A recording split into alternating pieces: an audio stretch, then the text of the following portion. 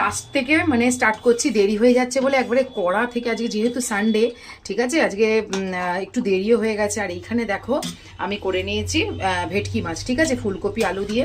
আলুটা কম, ফুলকপিটাই বেশি দিয়েছি। আর এই শীতের দিনে এইরকম খাবার আমার জাস্ট জমে যায়। তো আজকে হয়েছে দেখো লাঞ্চ মেনুতে, এদিকে ফুলকপি দিয়ে আলু দিয়ে ভেটকি মাছ হয়েছে, এখনো ফুটছে, একটু ফুটবে। তো চলো আর কি কি হয়েছে দেখিয়ে নিই।